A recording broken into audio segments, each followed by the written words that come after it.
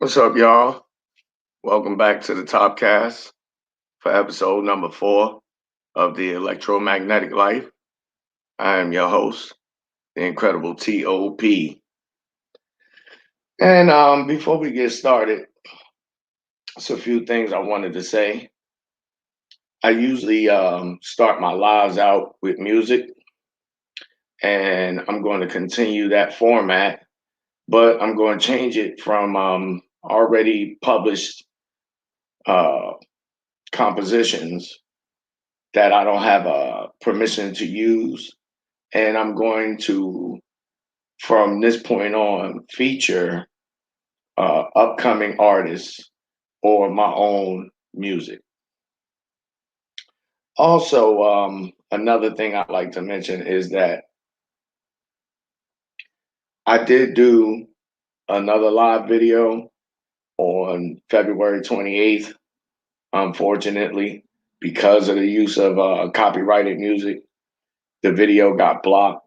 I went back and edited the video, and only to find out that the audio that I was sharing was unable to be heard over the conversation between me and my guest. So I decided to do that video over again, still in studio, but I won't be live.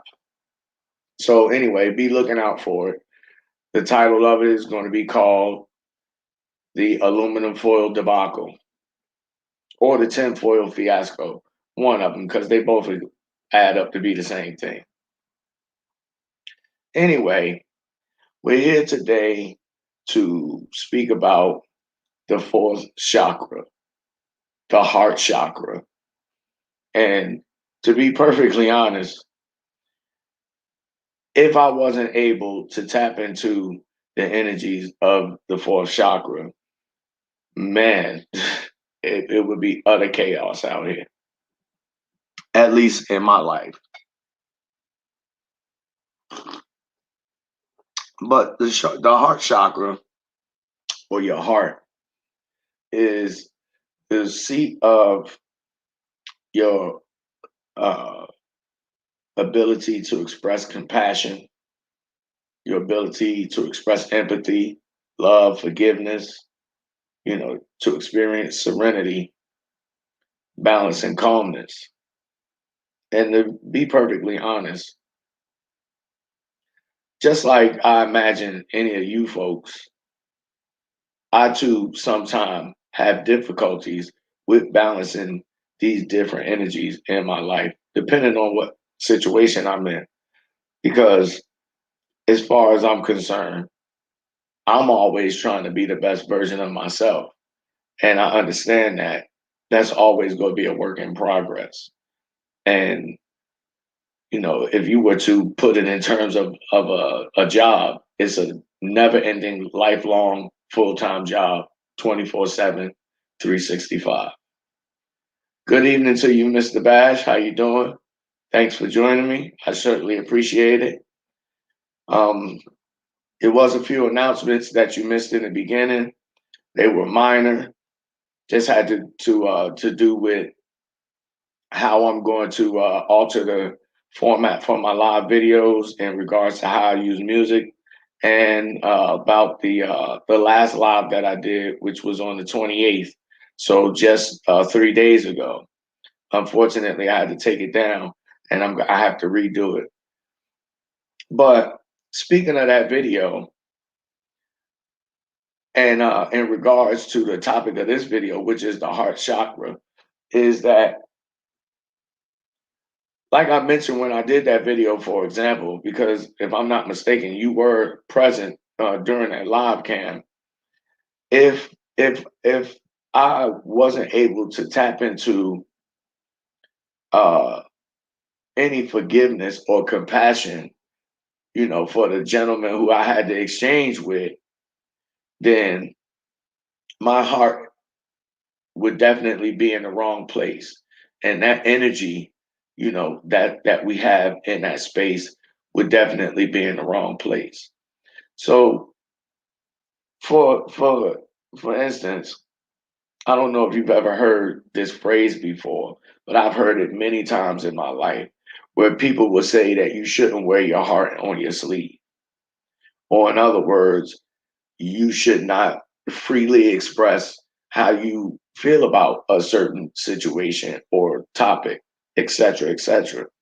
And I disagree with that because what it does is it kind of forces you to not be your true authentic self by masking, keyword masking, your feelings.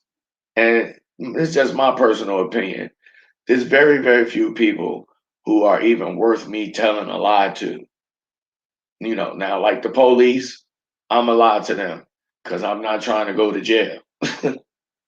But, for the most part, with most people, they, not to, say this in a derogatory way, but most people aren't important enough to lie to. But yeah, man, we all have problems, Cam, and it's very unfortunate that a lot of us like to pretend that we don't have problems, even though we do, and the energy or the vibe, you know, that we have or we give off is an indication of where we at certain instances in our life. So, for example, I'll use myself. I'm not a very materialistic person. I like nice things. I like quality things. But most of the things that I buy, materially speaking, are as functional as they are fashionable.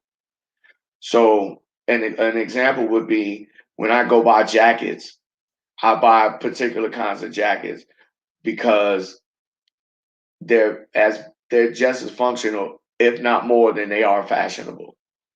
And that to say that in regard to my first chakra or my root chakra, which is primarily concerned about your attachment, you know, to material,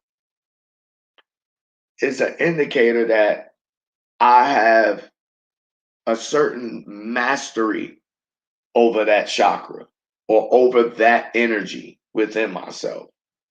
And that's essentially what the entire philosophy of the chakra systems is about overcoming or being able to have a certain amount of mastery over yourself on different levels. And the levels, just like if you go out and you look at any house, they always start from the bottom or the foundation all the way to the top, or the sanctum sanctorum, the holy of holies, you know, that space between the two temple entrances on your head. But anyway, back to the heart chakra. You can tell a lot of people heart ain't in the right place, and me, myself included, because at least in some instances and in some points in time, I'm guilty of not being empathetic, even in situations where I can be empathetic because I've been through a very similar situation, which is what empathy implies. It's different than sympathy, in that sympathy, you just have a feeling, you know, or a sympathetic feeling for what you see somebody going through. Whereas an empathetic feeling is you can identify with what that person is going through because you've been through the same thing. So an example would be, I could sympathize or I could feel bad for you because you was in a car accident, but I would be able to empathize with you if I have been in a car accident too. So we have a shared experience that's similar, though not exactly the same. The context is the same, but you could tell just by how empathetic people are where their heart is, or if their heart is in the right place, to put it another way. And also, this also is the same thing for a person being able to be compassionate or being able to give of themselves freely for the benefit of others without, seeking anything in from those others in return, you know. And compassion, in my opinion, compassion and love are like two peas in a pod. They pretty much very much related.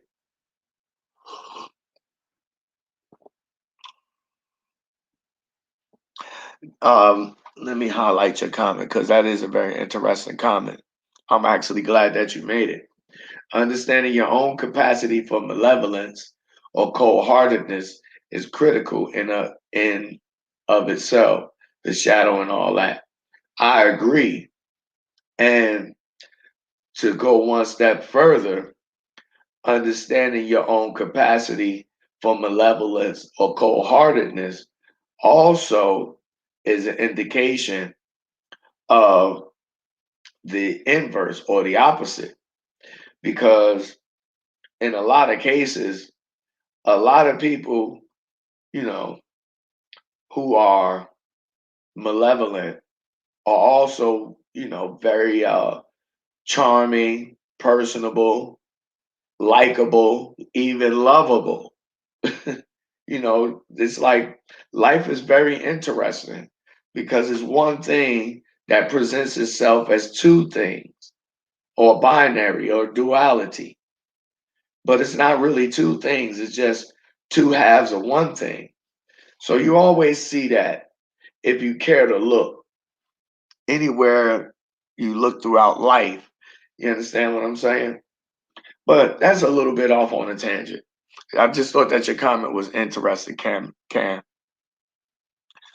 And your other statement is, I think the ability to see yourself and others after that faculty is developed helps spot stuff before you get into. Yes, indeed, indeed.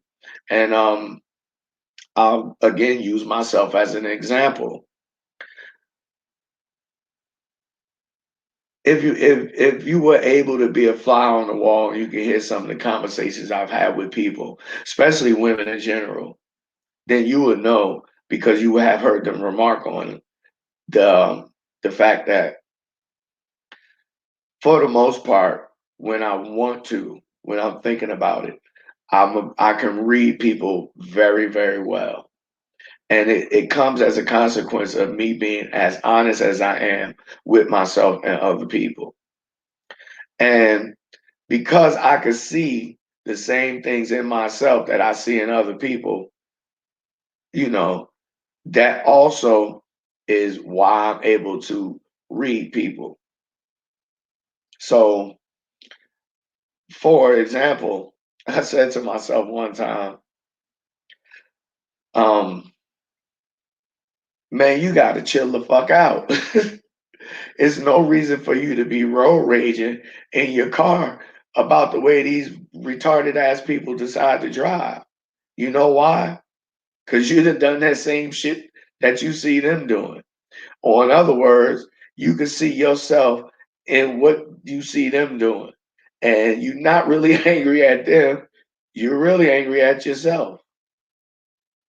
So, when you in that kind of a mind frame or mindset, when you're able to identify qualities or aspects in other people that you see in yourself, which is incidentally why I came to YouTube and why I've been kicking it with motherfuckers on Instagram, is because a lot of the shit that I hear guys say, I've already either done it and just never articulated it. But and it kind of is very interesting to me because I never bothered to try to verbalize it. because who am I going to verbalize it to? I don't need to verbalize it to myself. I can work it all out in my head. You understand what I'm saying? So that's also a very interesting comment, and I appreciate you for it because it's evidence that I'm not the only person who's had that thought. But I also hold the opinion that none of us actually ever really has an original thought ever, especially if the cliche that nothing under the sun, there's nothing new under the sun is in fact true. Anyway, when your heart is in the right place, man, and I can only speak for myself, but when your heart is in the right place, you generally are an overall well balanced person. And I mean, in action, in thought, you know, and also in speech. And like I mentioned earlier, working on these things, man, is always going to be a work in progress. It's a lifetime job trying to be the best version of yourself because today you could be, salute last Don, today you could be the best version of Cam or Don, and then tomorrow will be an even better version. So that to say, like I said, it's always a work in progress. But the key is to actually beginning to do the work or to take that first initial step because nobody is coming to save you, man. I can tell you these things, but still at the end of the day, it's going to take you to put the work in. And you're not putting the work in for top, you're putting it in for yourself.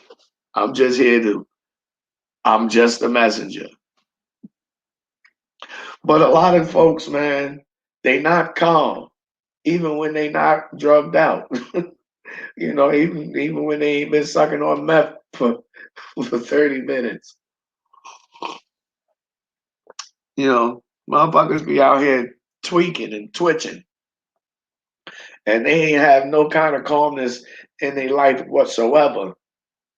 And what helped me achieve a lot of calmness in my life is one, I have a great deal of self respect. And what I mean when I say self respect is that I don't lie to myself.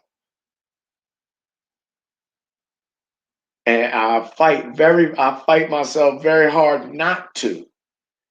I've even remarked before that I reserve my lies for special occasions. For situations like a get out of free, just get out of jail free card. You understand what I'm saying? Because otherwise, it's a pointless endeavor because it requires too much mental space to remember shit. Salute, Dave. Appreciate you for coming through. Um, but a lot of folks, man, they don't have calmness in their life. You know, is especially a lot of folks is low key manic than a motherfucker. They always got to be doing something. But what helped me achieve the level of calmness that I have is one, like I mentioned, I have a great deal of self respect and for myself, and that requires me to not need the respect of others, and it also afforded me a certain amount of sovereignty over myself, and that in and of itself, you know, gave me calmness in my life to such a point where I'm I'm so comfortable just being in my own company because it's a calm and serene environment when it's just me by myself. Even though if I'm around other people, I could kind of block people out. Like how you see the movie scenes where you be in a room full of people and then you see the person they kind of, through the camera movement project that they in their own head and everything around them disappear. Yeah, I could be like that out in public. Kind of be like semi-aware. case, you never know what a motherfucker try to do to you. So many haters out here nowadays. But a lot of folks, they don't have much calmness in their life. They don't have much peace. And the mistake that a lot of us make is, instead of looking within and searching our own heart, our own, inner self for calmness, we we look for it, as we do, people, us, myself included. I have done it before, but we tend to look for these things outside of ourselves, and they don't exist outside of ourselves. So it's just some things that I noticed, man. And another thing, and a very big component, is your heart is the seat of love. And I don't want you guys to misunderstand the concept of love to indicate that it's a feeling, even though you can feel it. But you understand that you're feeling love, which means it's generated some other kind of way. And I think a lot of people miss that caveat, when they talk about love and think about it ideally or as a concept. And me and Ice Turner on in the Uberment series, episode number 7, is also speaking about the concept of love and what he and I have concluded it to be.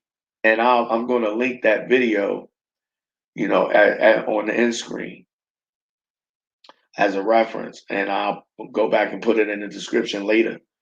But love is about action. It's about what you do, the intent for what you're doing it, and what do you what do you stand to gain from it?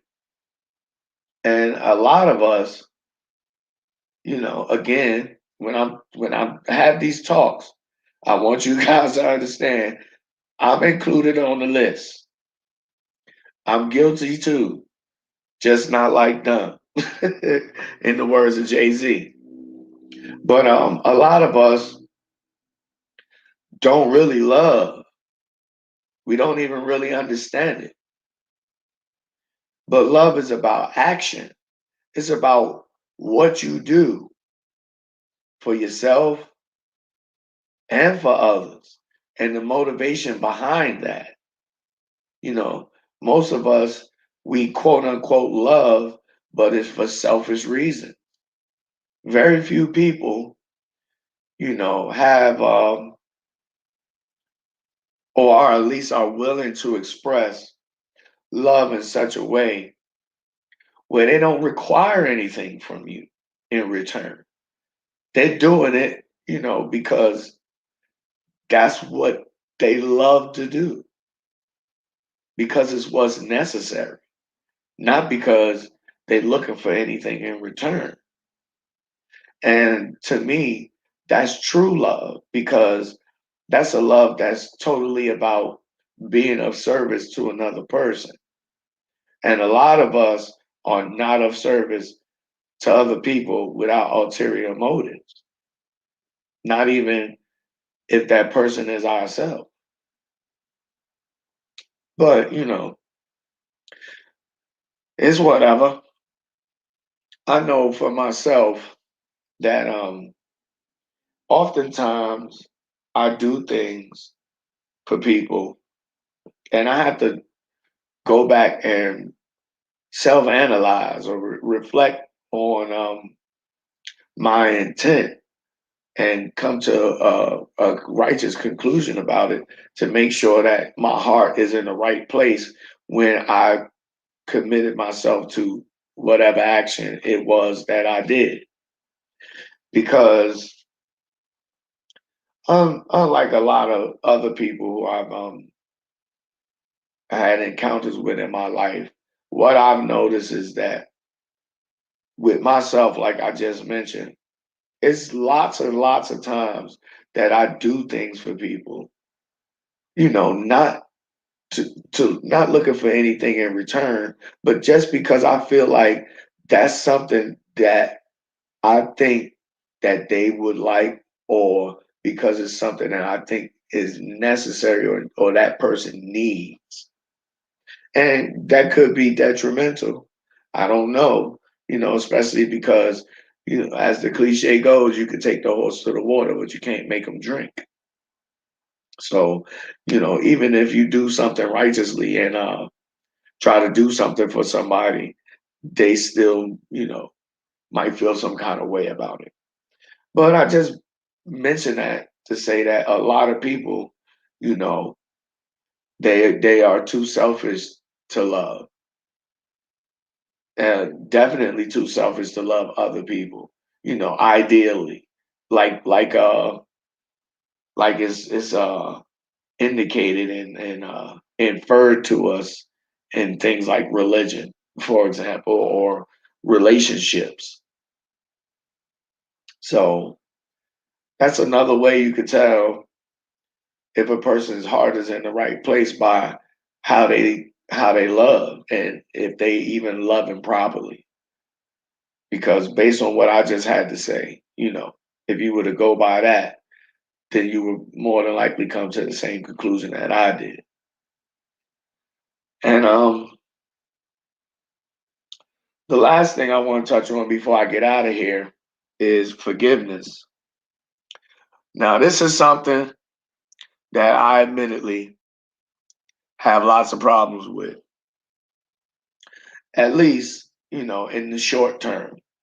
In the long term, like most other people, I'd usually just wave it off, charge it to the game, as they say. But, a lot of us, especially us black people, and I understand why. I know a lot of other folks probably don't, but, I have a different understanding of the context that we live in.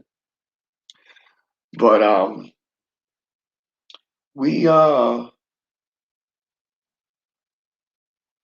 it's hard for us to forgive, man.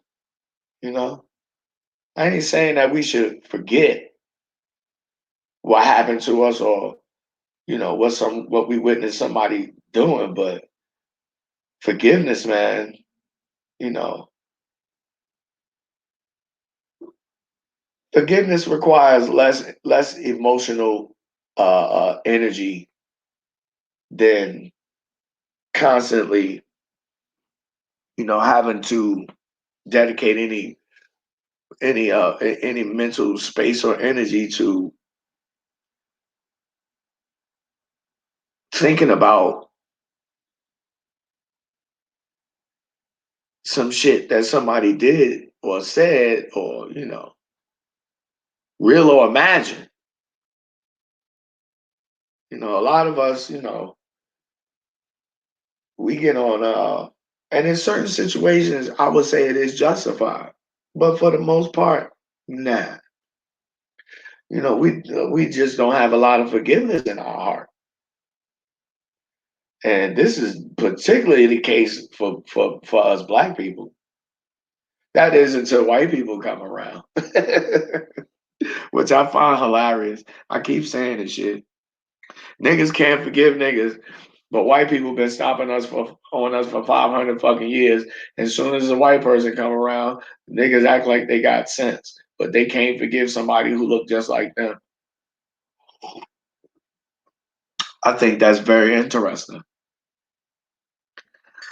And with that, I want to thank all you guys. Last on, appreciate you. My man Dave, appreciate you. We got to get together, man, and hit the links. You only in Georgia.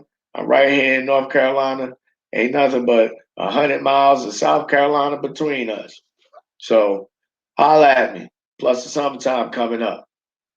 And I certainly appreciate you, Cam, always coming through.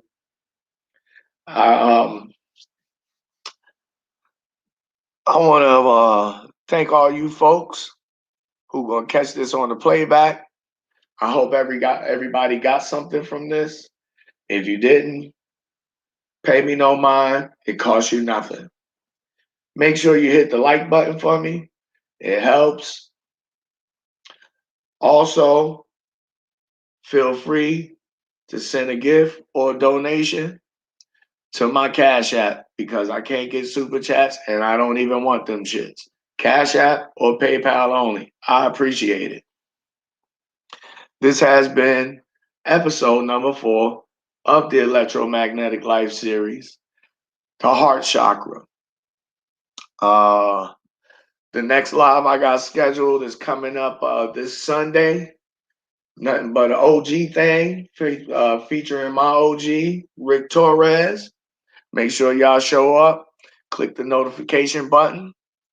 And then the very next day, which is going to be Monday, March 8th, I'm going to be kicking it with my main man, Tone You a Fool, and my man, Ro of the I Ain't Shit News Network. Make sure y'all in the house for that. I also got episode 5 and episode 6 of the Electromagnetic Life, both on the 9th and the 14th, respectively. And I got some other drops coming in between now and then before we get to the conclusion of the Uberman series, episode number 2, I think it is, 3, Reconstructive Truth. But that's not until March the 21st. Anyway, thanks for joining me. I appreciate all you guys. Make sure that you check back on the playback so you can catch the announcements in the beginning. Go subscribe to my Instagram page, The Incredible T.O.P, and the Top Cast on Instagram. If you haven't, go check me out on Anchor.